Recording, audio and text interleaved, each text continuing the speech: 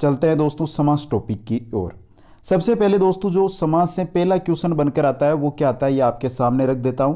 वैसे परिभाषा बताना दोस्तों वो लंबा हो जाएगा, हम यहाँ पर सिर्फ ट्रिक है, जो क्वेश्चन आते हैं एग्जाम में वही यहाँ पर देखेंगे। दोस्तों समास जो शब्द है, जो समास शब्द है आपका दोस्तों, वो किसके बना हुआ है? सम उपसर्ग, अस धातु और गेह प्रत्यय से बना हुआ है। यहां पर आपसे क्वेश्चन कैसे पूछा जा सकता है कि समास शब्द के अंदर प्रत्यय कौन सा लगा हुआ है, समास जो शब्द है उसके अंदर उपसर्ग कौन सा लगा हुआ है, या समास के अंदर धातु कौन सी है। ये 3 क्वेश्चन यहां से बन सकते हैं, तो इसको आप जरूर याद कर लें। आगे चलते हैं दोस्तों, आगे हम देखते हैं समास के भेद। दोस्तों समास को वैसे तो आप सभी ने बहुत भेदों के अंदर पढ़ा है, 5 या 6 भेदों के अंदर पढ़ा है, लेकिन अगर हम संस्कृत की बात करें तो संस्कृत में समास के 5 भेद हैं, वो चलते हैं दोस्तों। कौन कौन से होते हैं? अव्ययी भाव समास, तत्पुरुष समास, द्वंद्व समास, बहुव्रीहि समास और केवल समास। अब दोस्तों यहां पर बात आ जाती है कि द्विगु समास और क्रमधारय समास। तो दोस्तों द्विगु समास और क्रमधारय समास है वो दोनों के दोनों ही तत्पुरुष समास के अंतर्गत आते हैं दोस्तों। तो दोस्तों आज के इस वीडियो के अंदर हम सिर्फ और सिर्फ जो अध्ययन करेंगे जिस समास के बारे में, वो है हमारा अव्ययी भाव समास। दोस्तों थोड़े से समय के अंदर आपको अव्ययी भाव समास है वो कंप्लीट याद करवाने की गारंटी है दोस्तों। आप वीडियो देखते रहे और लाइक और शेयर करते रहे। चलते हैं दोस्तों अव्ययी भाव समास की ओर। अव्ययी भाव समास दोस्तों कुछ जो ट्रिक्स है, जो पहचान है वो मैं बता देता हूं आपको, जिनके द्वारा आप आसानी से जो शब्द दिया जाएगा उसको पहचान सकते हो।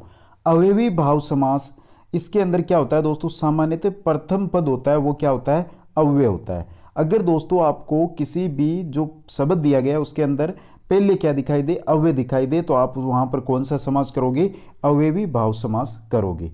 दोस्तों इसके अंदर जो पूर्व पद है वो क्या होता है? प्रधान होता है दोस्तों।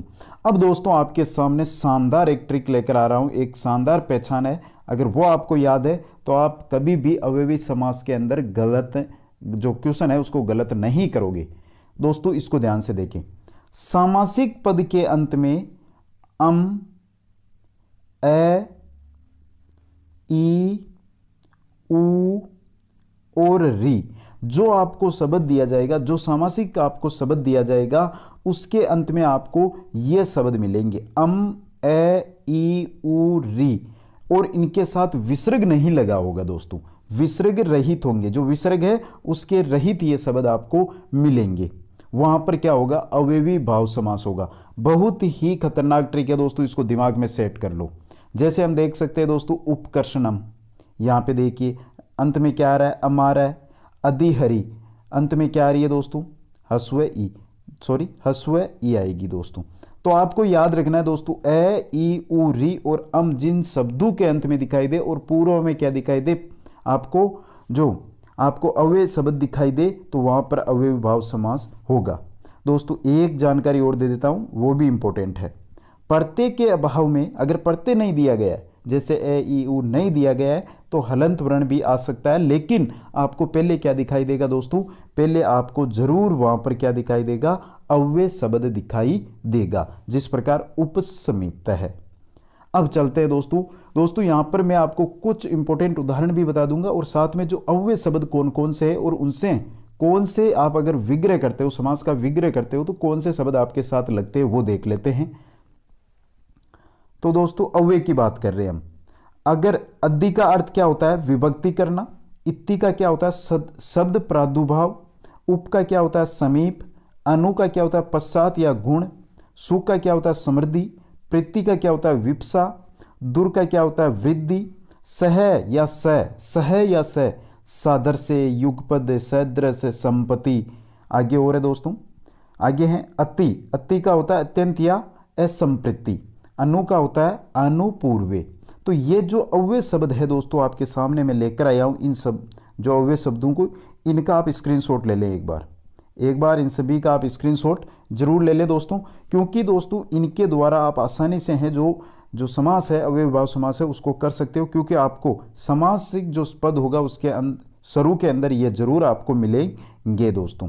अब दोस्तों कुछ इंपॉर्टेंट उदाहरण है वो देख लेते हैं।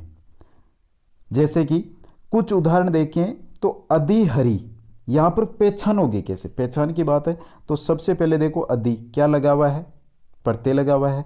अब अंत में देखो री आ रही है, री के अंदर क्या आ रहा है, ई आ रही है, मतलब यहां पर अवयवी भाव समास है। हरो क्या हो जाएगा, इसका विग्रह हो जाएगा। नेक्स्ट है उपरामम। उपरामम पहले क्या आ रहा है दोस्तों, क्या आ रहा है, अव्यय आ रहा है। अंत में क्या आ रहा है, अंत में यहां पे देखिए यहां पर क्या आ रहा है, अम आ रहा है, तो यहां पर अव्ययी भाव समास होगा राम से समीपम। नेक्स्ट देखते हैं सुमुद्रम। सुमद्रम, सुमद्रम को आप कैसे पहचानोगे, तो यहां पर देखिए आपको क्या दिखाई देगा, अव्यय दिखाई देगा। अंत में देखिए क्या दिखाई देगा, अम दिखाई देगा। मद्राणाम समृद्धि, तो ये क्या है, आपका अव्ययी भाव समास है। नेक्स्ट और देखते हैं दोस्तों दुर्व्ययनम। दुर्व्ययनम, तो यहां पर देखिए पहले क्या लगा हुआ है, अव्यय लगा हुआ है, अंत में क्या आ रहा है, अम आ रहा है। यवना नाम वेहर्दी, तो यहां पर कौन सा होगा, आपका अवयवी भाव समास होगा दोस्तों। ये तो हो गए दोस्तों अगर आपके अव्यय शब्द दिया हुआ हो तो। लेकिन दोस्तों 2 या 3 नियम और है, उनको याद रखना जरूरी है, क्योंकि उनसे ही क्वेश्चन है जो सीधा आपको क्या है, पूछा जाता है। चलते हैं दोस्तों आगे। दोस्तों यहां पे देखिए संख्यावाचक शब्द दिया हुआ हो और साथ में नदी का नाम हो या नदी हो। अगर आपको क्या दे दे, पहले तो दे दे संख्यावाची पूर्व पद में, और जो उत्तर पद है उसके अंदर आपको नदी का नाम दे दे या नदी दे दे लिख के, तो वहां पर हमेशा अवयवी भाव समास होता है दोस्तों।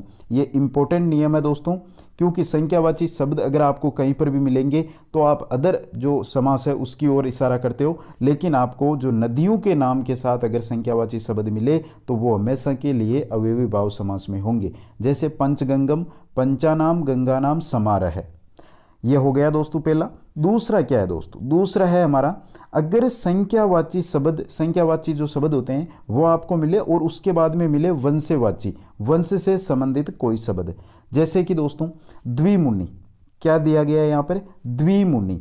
अगर दोस्तों यहाँ पर समाहार का अर्थ होता, क्या होता दोस्तों, समाहार का अर्थ यहाँ पर होता तो ये क्या हो जाता, द्विगु समास हो जाता। लेकिन दोस्तों संख्यावाची शब्द है और उसके साथ क्या दिया गया है, संख्यावाची शब्द के साथ कोई वंश के बारे में, जैसे द्विमुनि, द्वो मुनि वंशो, यहां पर कौन सा होगा दोस्तों, आपका यहां पर कौन सा होगा, यहां पर आपका अवयवी भाव समास है वो होगा दोस्तों। आगे बात करते हैं दोस्तों, नेक्स्ट हमारा जो अंतिम नियम है उसकी ओर। ये अंतिम है दोस्तों, शब्द के अंत में अगर प्रति या प्रि दिखाई दे, प्रति शब्द के अंत में, पहले नहीं अंत में अगर प्रति या परि दिखाई दे तो वहां पर अवयवी भाव समास होगा। जैसे साक प्रति साकस्य लेस है, अक्षय प्रति अक्षयण विपरीतम। तो ये आपको नियम याद रखने हैं। क्या याद रखने हैं, एक बार फिर बता देता हूं, संक्षिप्त के अंदर देखते हैं दोस्तों। तो अगर आपको जो शब्द दिया गया सामासिक शब्द, उसके पूर्व में आपको मिले कोई अव्यय शब्द और उसके बाद में अम ए ई उ री मिले तो वहां पर आपका अव्ययी भाव समास होगा। अगर संख्यावाची शब्द के साथ, संख्यावाची शब्द के साथ आपको नदी, कोई भी नदी का नाम या नदी शब्द मिले तो वहां पर अव्ययी भाव समास होगा। इसके बाद अगर आपको संख्यावाची शब्द के साथ किसी वंश का नाम मिले जैसे द्विमुनि, तो यहां पर भी अव्ययी भाव समास होगा। और अगर आपको किसी शब्द के अंत में प्रति या प्रि मिले तो वहां पर क्या होगा दोस्तों, हमेशा कौन सा होगा, अव्ययी भाव समास होगा। इतने सा है दोस्तों, बड़ा नहीं है, नॉर्मल है, तो इसको आप एक बार अपनी नोटबुक में जरूर लिख लीजिए।